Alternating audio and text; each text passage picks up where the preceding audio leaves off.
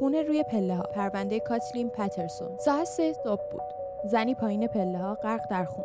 شوهرش میگفت افتاده، اما بریدگی‌های پشت سرش چیز دیگه‌ای میگفتن. اسمش کاتلین پترسون بود. زن موفق، همسر نویسنده‌ای شناخته شده. ولی اون شب فقط یه جسد بود و کلی سوال. مایکل گفت مست بوده، پاش پیچ خورده. ولی چرا این همه خون؟ چرا این همه زخم؟ و مهمتر از همه، چرا یه زن دیگه هم سالها قبل با همین الگو مرده بود؟ این فقط یه سقوط نبود. این یه سقوط طراحی شده بود و حالا ما باید بفهمیم تصادف بود یا قتل. اینجا نفس آخره. هر پرونده یک داستان، هر داستان یک هشدار.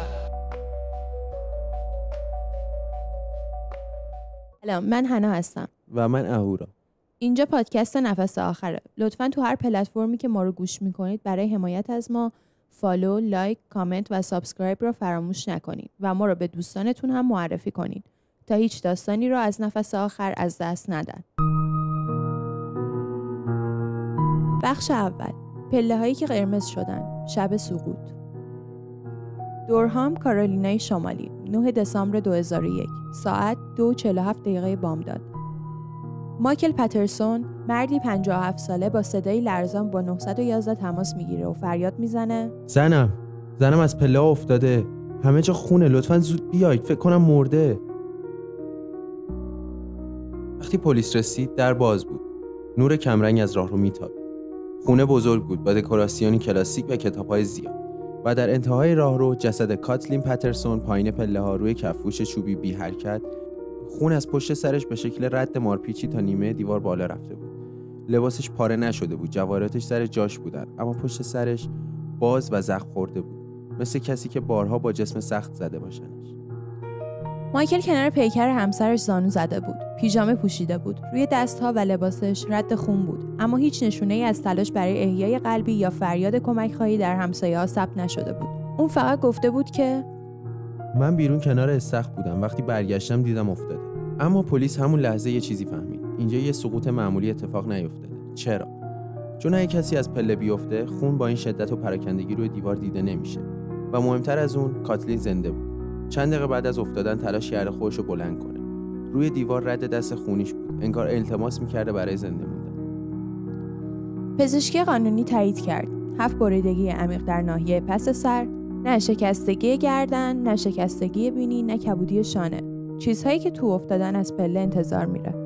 در عوض ضربه هایی که عمیق بودن ولی جمجمه نشکسته بود. و این یه سناریوی عجیب ساخت. ضربه های کافی برای مرگ، اما نه مرگ آنی. نه شواهدی از سلاح، نه جای پا و فقط سکوت. پلیس نگاه دقیق تری به محیط انداخت. نه خون روی پله‌هایی بود، نه چیزی شکسته شده بود. همه چیز زیادی مرتب بود. انگار این صحنه طراحی شده بود. کابینت‌ها بسته، بشقابا توی سینک نبود، در یخچال باز نشده بود و جعبه شراب روی میز. فقط 2 لیوان، یکی مال مایکل، یکی مال کاتلین. و بعد پای یه راز قدیمی وسط اومد. چیزی که خیلی‌ها نمیدونستن، اما پلیس کم کم کشف کرد. این اولین زنی نبود که مایکل پترسون پایین پله‌ها دیده بود و این بار شب سقوط بوی مرگ داشت. بخش دوم، سایه‌ای از گذشته. زنی دیگر، پله‌ای دیگر. چند روز بعد از مرگ کاتلین، کارآگاهان در حال بررسی سابقه مایکل پترسون بودند. زندگیش، خانواده‌اش، روابط قبلیش، همه چی عادی به نظر می‌رسید تا اینکه به یه اسم رسیدن. الیزابت راتلی. الیزابت دوست صمیمی همسر سابق مایکل بود. در اوایل دهه 1980 همگی در آلمان زندگی می‌کردند. مایکل و همسرش اغلب شب‌ها مهمون خونه الیزابت بودن. اون 2 دختر کوچیک داشت، مارگارت و مارسا. مایکل همیشه از اون بچه‌ها نگهداری می‌کرد و بعد از مرگ الیزابت، حضانت بچه‌ها رفت به مایکل و همسرش. ولی مرگ الیزابت یه چیز عجیب داشت. در سال 1985، درست 1 روز بعد از شامی با خانواده پترسون، الیزابت پایین پله‌های خانه‌اش پیدا شد، مرده. پزشک قانونی اون زمان گفت مرگ طبیعی ناشی از خونریزی مغزی. پرونده بسته شد، هیچ سوالی مطرح نشد. اما حالا با مرگ کاتلین، پلیس نمیتونست این شباهت رو نادیده بگیره. هر 2 زن در پله‌ها پیدا شدن. هر 2 رابطه نزدیکی با مایکل داشتن. هر 2 در شب‌هایی که مایکل اونجا بوده مردن و در هر 2 صحنه هیچ شاهدی وجود نداشت. قضیه خیلی شبیه‌تر از اون بود که بتونه تصادفی باشه. در اقدامی بی سابقه، پلیس درخواست نبش قبر الیزابت راتلیف رو داد. در سال 2003 18 سال بعد از مرگش جنازه الیزابت از خاک بیرون آورده شد و دوباره کالبد شکافی شد و این بار پزشک قانونی چیز دیگه‌ای گفت. مرگ در اثر ضربات جسم سخت به ناحیه پس سر، بسیار شبیه به جراحات کاتلین. همه چی انگار داشت یه الگو رو نشون میداد. پله‌هایی که مثل قطعگاه بودن و مردی که همیشه آخرین نفر بود. همیشه اونجا، همیشه بیگناه. مارگارت و مارسا همون دخترهای الیزابت از مایکل دفاع کردن. گفتن که پدرشونه. الیزابت هم همیشه سردرد داشت. شاید واقعا افتاده. اما پلیس باور نمی‌کرد دو زن در دو کشور با یک سناریو هر دو فقط افتاده باشن و فقط یک مرد شاهد هر دو مرگ بوده باشه. اون خونها و اون نگاه‌های خالی مایکل. مأمور پرونده جمله‌ای نوشت تو گزارش. این قتل نبود، این تکرار بود. بخش سوم، بدون سلاح اما با نقشه. رازهای خونین خانه پترسون.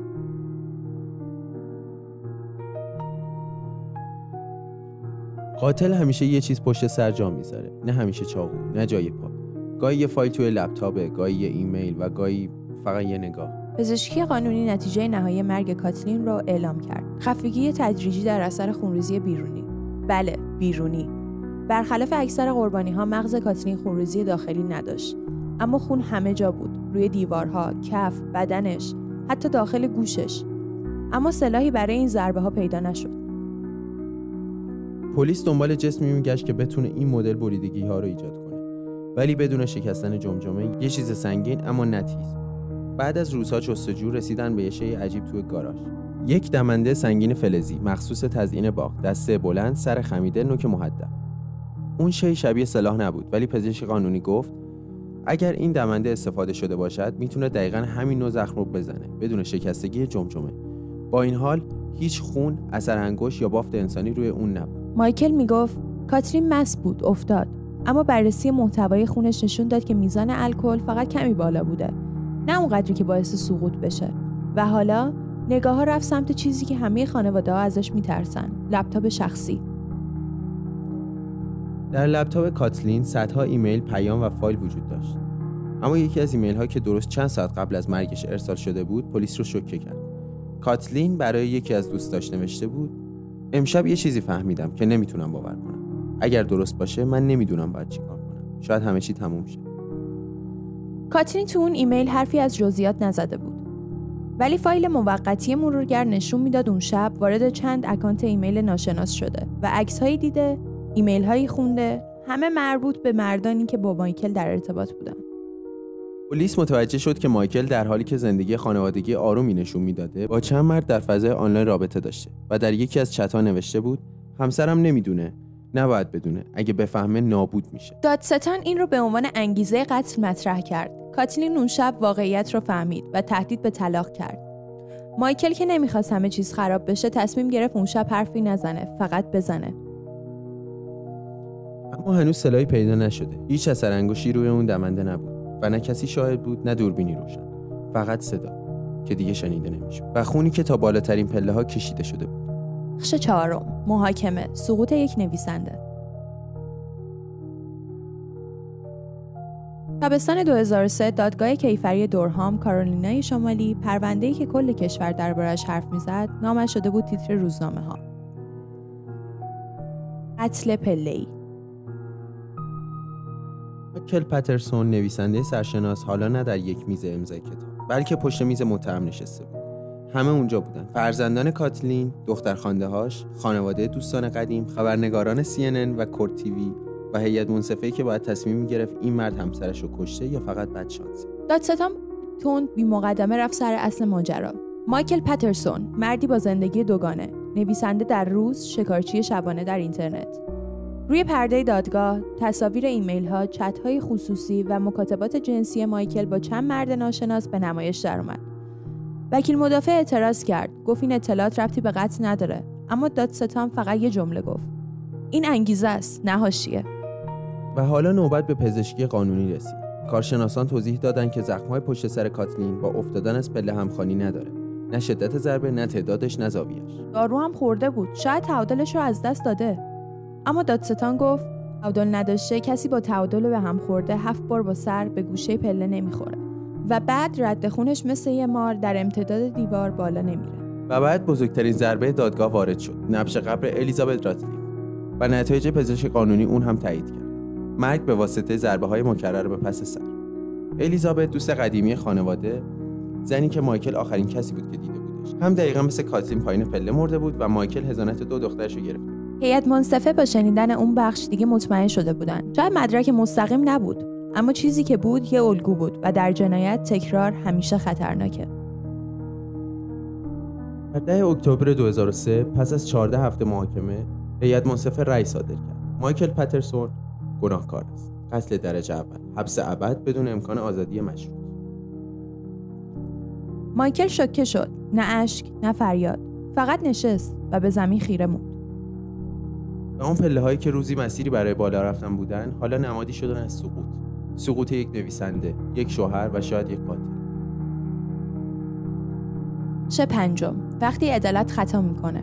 بازگشت مایکل پترسون.